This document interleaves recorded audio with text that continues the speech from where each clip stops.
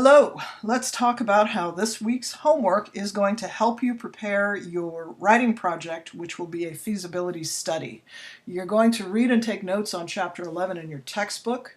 This chapter is about reports for information and analysis. For the purpose of this and practically all of your homework, you work for the organization that your group has been assigned to, and the organization as you have sketched it out in your previous journals and writing. So that's what gives you your role in the company. That's what gives you an understanding about what the organization does. That's what gives you an understanding about who you can be talking to, who your audience is. Okay, so the homework is to write a preliminary and shorter version of a feasibility study. And the feasibility study is basically a comparison and contrast of different items that are possible choices for your organization to use. And it's going to be, again, about a piece of equipment or a procedure that your organization currently uses. You will start with the research that you've previously gathered from other homework assignments and even your previous writing project. You will gather further research on that piece of equipment or procedure, as well as rival ones, things offered by other companies. For example, let's say your company currently uses Google Docs for word processing and your employer has asked you to do research into Microsoft Office and Microsoft Word. Google Docs and Word might be considered rivals by some because they're both word processing software, right? As there are a few others that an organization might choose from. So in short, to do a feasibility study, you must have several potential choices to compare and contrast for their advantages and disadvantages.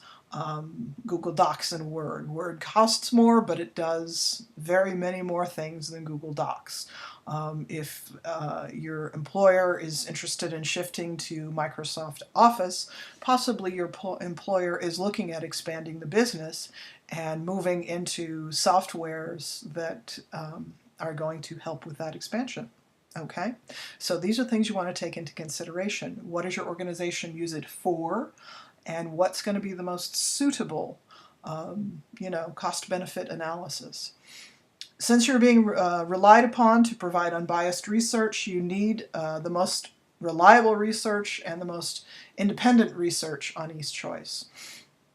Your writing project feasibility study would have 11 parts, but this homework assignment is to have 5 to 7 parts, including an introduction, definitions, background, history, and or existing conditions, advantages and disadvantages. I'm going to back up on history right here and emphasize as strongly as I may possibly word it. Do not tell your employer about items that were invented 4,000 years ago or even 100 years ago. What we mean by history is not an original item. What we mean by history is the history of your organization's relationship with the product. History is, let's say your company has been using Google Docs. The history means that in this history you will be talking about why your organization chose Google Docs in the first place, what it has been good for, and lead up to, of course, why it might not be good in the future, for example, or why it might be good in the future. History is not antiquity. Please don't make these assumptions. History means the history of your company, whether it's 3 years old or 30 years old, but the history with that item. And Google Docs, by the way, is not 30 years old, so you can only have been talking about Google Docs for what, maybe 10 years. And that's the history, right? 5 or 10 years, that's plenty of history. Okay, and of course this will be the startup of your feasibility study, 5 to 7 parts, and then when you get to your full feasibility study, your next writing project, that's going to have 11 parts. Okay. A feasibility study works on the same kinds of principles you use when making a major family purchase, such as a car. You start with a list of desired features, good gas mileage and reliability. Second, you gather data on the various cars available on the market. You review the Consumer Affairs website to read the professional assessments of different makes and models of cars. You want the one that's the most reliable, least expense in repairs, most durable, or with the best resale value. You do market research because cars are expensive, and not getting what you want wastes your time and money. These are the same reasons why organizations do feasibility studies. They want a good return on their investment, whether that return is profit, improved safety, improved productivity, improved public outcomes for social services, safer streets, justice and fairness, or improved quality of life. You're looking for the cost to the benefit. Chapter 11 gives you excellent advice on where to go to find high-quality research of various kinds. For this homework, you will need to start with 3 organization or company web pages or white papers that explain the features of the items or procedures that you are studying. Okay, so you need basically 3 organizations or companies that made the products that you're comparing, or that developed the procedure that you're talking about. So these can be private companies that have developed the item that you're comparing, or they can be government agencies or so on. Quarantine procedures, those might be developed by the CDC, for example, right, which is a government organization. Maybe there are other organizations, international organizations or organizations in other nations that have different quarantine policies, and you want to compare and contrast those. Maybe, we could be talking about cars. We could be talking about software programs. We could be talking about, whatever item it is that is very important for your organization to use. You're going to have to find at least 3 competing makers of that product or procedure, so that you can talk about the costs and benefits, the advantages and the disadvantages across the 3 in your feasibility study. Beyond reading the company sales pitch on the item or procedure, which is what a white paper is, right? You're going to need white papers. You need also third-party assessments of all items or procedures in question. While online reviews can inform readers of how well consumers are pleased with purchases, these are often written by unqualified people. They're purchasers, they're consumers, and if you are buying a lamp and you find that the lamp you like has 32 reviews, well, you probably do want to read them, because it's going to give you an idea about the quality of the shipment, the quality of the manufacturing, the durability of the item, whether it is going to come in the box in pieces, and so forth. So consumer evaluations are good. Nevertheless, when you're talking about things that are used quite broad scale by large entities, used for the purposes of business or services, you want to know more than just what the guys who bought the lamp think about it. Okay, so instead you want to look for ratings that are done by specialists. Consumer advocacy groups are very good choices. Sometimes there are magazines that focus on trades or technology, and like PC World or something like that.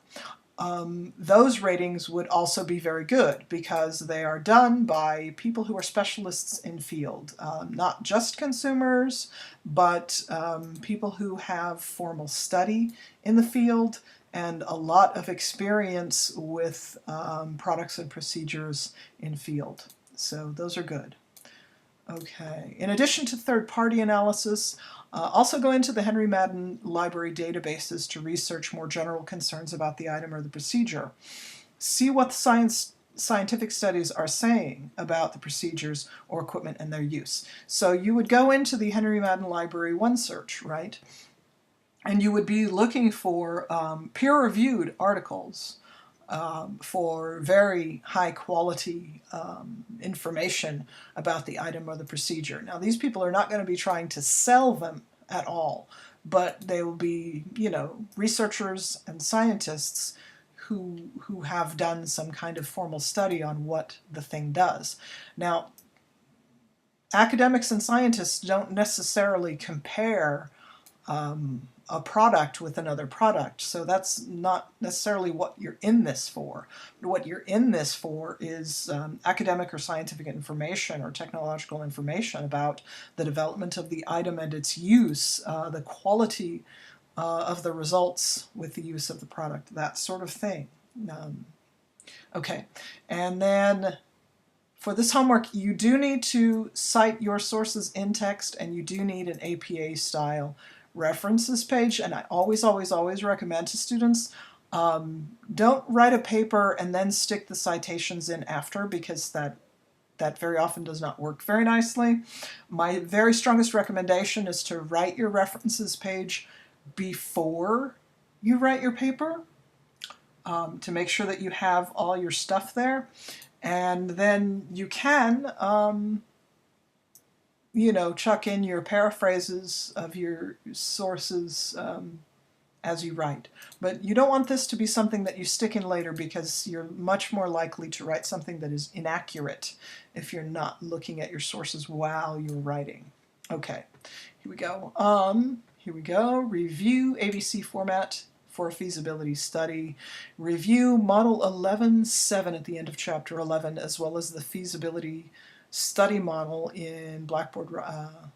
Oops, I'm going to have to change that. I've got feasibility study models for you to look at. Give your attention to the ways in which sources are used, what they do next, and how they are cited in text and on the references list. Notice that most sources are summarized or paraphrased so as not to obscure the author's point and alienate readers. Also notice at the bottom of page 392 that Lessig is quoted, and that the quotation is a clear, simple sentence that conveys precisely the information that is needed in the text. Be this good of a judge of what material should be summarized, paraphrased, or quoted. You can have no quotations in an APA document, or if you have any quotations at all, very, very few, no more than, say, 3 different sentences in 3 different places about 3 different things, or phrases, right? Most of the rest of your use of sources should be summary or paraphrase. The feasibility study model in your textbook does not have footnotes, but it has these parts: title page, memo, table of contents, executive summary, introduction, definitions, history, advantages, disadvantages, conclusions, and recommendations, and ending with the references page. The feasibility study model in Canvas has footnotes in addition to these parts. Also title page, table of contents, introduction, background, design, overview, existing conditions, outreach, evaluation, cost estimates, conclusions, appendices. Your project 2 will have a title page, table of contents, introduction. Well, this is your project 2, it's not your homework. Your project 2 is going to have a title page, table of contents, introduction, definitions, background, history, existing conditions, 1 or 2 or 3 of those, not necessarily all 3, an advantages section, a disadvantages section, cost estimates, conclusion, and recommendations, in-text citations as you go in the body, and a references page. Okay, but your homework needs only to have the introduction, the definitions, the section that has either background, history, or existing conditions, an advantages and disadvantages section, and in-text citations. Actually, you need a references page too. Okay, anyway, that's plenty. Good luck.